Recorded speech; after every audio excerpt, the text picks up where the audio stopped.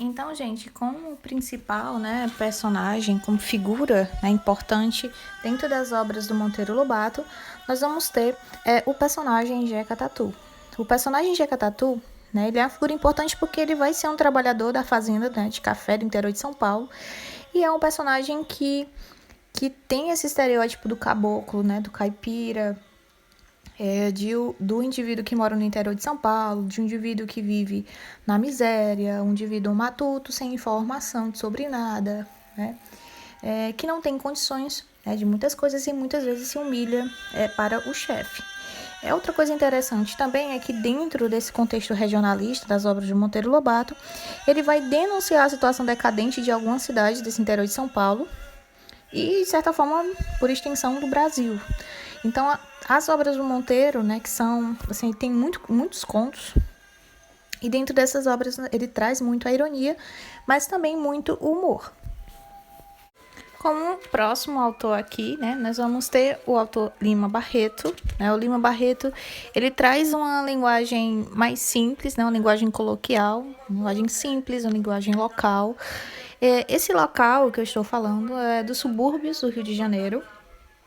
Nesses subúrbios do Rio de Janeiro é onde ele vai mostrar esses personagens populares, né, das classes sociais mais baixas do Rio de Janeiro. Então, o Lima Barreto, ele traz, né, um nacionalismo ufanista, que é mais uma característica desse autor, mas um nacionalismo ufanista irônico.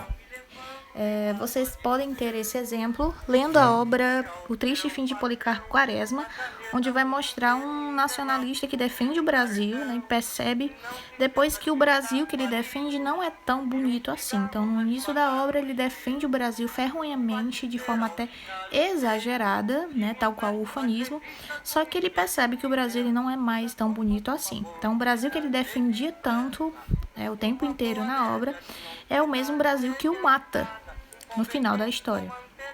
Então, nós vamos ter o nacionalismo fanista, nós vamos ter os locais do subúrbio de Rio de Janeiro como grande local, né, dessa temática social, mas a gente também tem como social os preconceitos, né, principalmente o preconceito racial. Para quem não sabe, o Lima Barreto, ele era negro, né, e sofreu muitos preconceitos. As pessoas não valorizavam a literatura desse autor.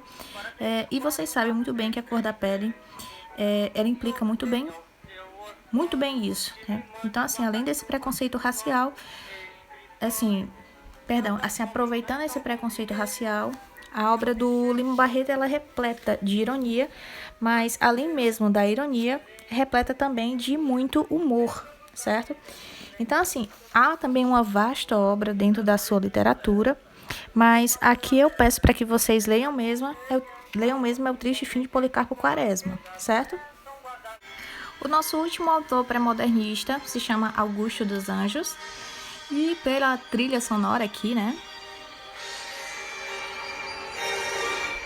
dá pra perceber que a temática é meio fúnebre, mas assim, um escritor fantástico, porque até então nós vimos muitos escritores que trabalharam a prosa, mas o Augusto dos Anjos, ele é o único autor do pré-modernismo que vai salientar a poesia lírica. Então é mais um primeiro passo para o modernismo, porque o Augusto dos Anjos ele é um poeta completo. Ele tem características pré-modernistas, românticas, arcádicas, ele tem características parnasianas. Então, assim, a linguagem do Augusto dos Anjos é uma linguagem culta, né? Ele traz ainda essa questão rebuscada dentro da literatura. Mas é também uma poesia cientificista, então ele vai analisar o existencialismo, né? Mas dentro desse existencialismo, a morte ela tende a ser mais presente. Só que a morte aqui, ela vai ser retratada de outra maneira dentro da poesia do Augusto dos Anjos. Então, a morte aqui, ela vai ser a morte orgânica, como nós conhecemos, né? Como é que o corpo, por exemplo, ele fica pós-morte. Então, ele vai tratar questões existenciais dentro desse contexto orgânico. Então, o existencialismo, ele vai ser presente, a morte como temática vai ser presente, angústias da vida, né? A vida antes dessa morte, e uma visão também materialista, a matéria que eu digo é a matéria orgânica, né? Como é que as coisas elas se deteriorizam, por exemplo. E nós vamos ter como única obra a obra chamada Eu, certo? E, por fim, nós finalizamos aqui o nosso momento de pré-modernismo. Então, espero que vocês tenham compreendido muito bem. E qualquer dúvida é só me procurar. Beijos!